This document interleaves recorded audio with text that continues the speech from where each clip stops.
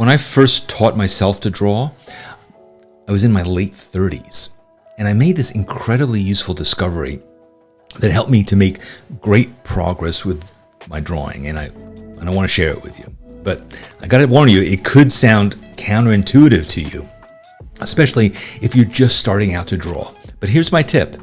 Start by drawing with a pen, not a pencil. It's weird. It may make you gasp, but it's true, and here's why. So beginners assume that they have to learn to draw with a pencil first in case they make a mistake. Every pencil comes with an eraser, or most do. But the fact is, you will make a mistake. In fact, you're going to make lots of them. Of course you will. You're just beginning. You're supposed to. Making mistakes is how you learn, and erasing your lessons isn't going to help you. Remember, you're not ready to be perfect. You're learning, and things will get messy, and that's okay. In fact, it's encouraged. Another thing with a pencil, beginners tend to draw very lightly. And that's sort of like whispering because you're nervous or you're shy. It makes it even harder for the viewer who looks at your drawing to know what you're seeing because it's all so tentative. But you can't whisper with a pen.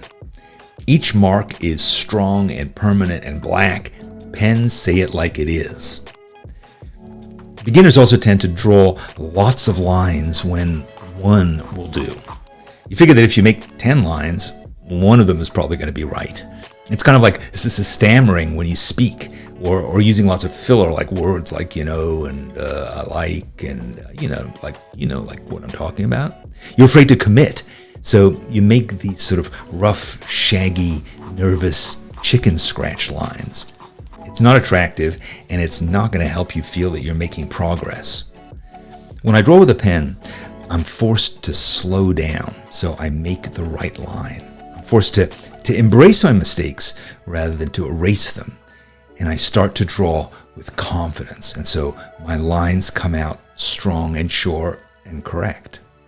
So start out with a pen, and you'll learn the discipline that you need to make drawings that you're really proud of. So which pen is best?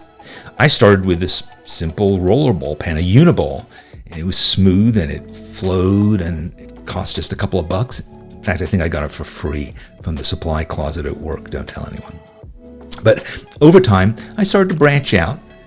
I draw with Fineliners a lot. They're designed for drawing, and they come in a range of different line sizes, from a 005 to a 0.8, even a 1. Their lines are really consistent, and they're usually waterproof. And they're designed for artists to draw with. I like brands like Pigma, Faber-Castell, Winsor Newton. There's lots of people who make really good fine liners. I know a lot of artists who also make incredible work with basic ballpoint pens. You can layer your colors, and you can get incredible effects with just a Bic. I like to draw with brush pens or brush markers too. That's a pen that has a brush for a tip instead of a nib. And they're a bit more advanced. It takes a little bit of practice to learn to use it, but you can do any kind of drawing with it. You can pull incredibly narrow lines and big fat ones and lines that go all the way across the spectrum. The ink is jet black, and the Pentel brush pen has permanent ink in it. Other brush markers like the Tombow, that you can dissolve the ink in water. They come in dozens of colors, and they can be layered and combined. You've got to be careful though, because you don't want to watercolor over ink that isn't really water resistant. I also like Manga technical brush pens. They're sort of a cross between a pen and a brush, and they have lines that can spread out and be really expressive. My favorites are the Tombow Funanosukes. They come in a couple of different softnesses. Fountain pens are beautiful to look at and to hold. They can also make expressive, flexible lines. They come with disposable refills, but if you add a converter, you can use kind of almost any ink that will go in a fountain pen, except for India ink or other inks that include shellac, so do some research into that. I also love an old-fashioned dip pen. It's inexpensive, and there are so many different kinds of nibs and different kinds of inks to choose from. It can get a bit messy till you get the hang of it, but I don't mind a few splatters and drips in my art. That's part of my style, messy. Another tip, if you want to layer watercolor wash over your ink drawing, make sure that your ink is waterproof so it doesn't activate with the water from the watercolor. That could be a mess.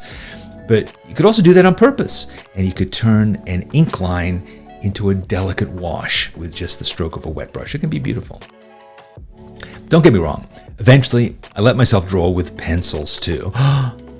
But there's so many great brands of pencils and types of pencils to try. But my first love remains drawing with a pen in my sketchbook. Over the last 25 years, I've been teaching people about the incredible power that this simple practice of drawing with a pen has given me. So I urge you to do what I tell them. Get yourself a sketchbook, one that you can carry in your pocket or your bag. Get a pen, a ballpoint pen, a technical pen, a brush marker, a fountain pen, a dip pen. Try them all. Find out what you like. And make drawing a habit. Good drawing, bad drawing, it doesn't matter as long as you keep doing it. Just draw a lot. Draw everything in your life. And learn to believe in yourself. Learn to be as sure and confident as the lines of your ink pen are. You'll discover joy in the beauty of the world around you. And you can do it. And I hope that you will. And your pen is going to help.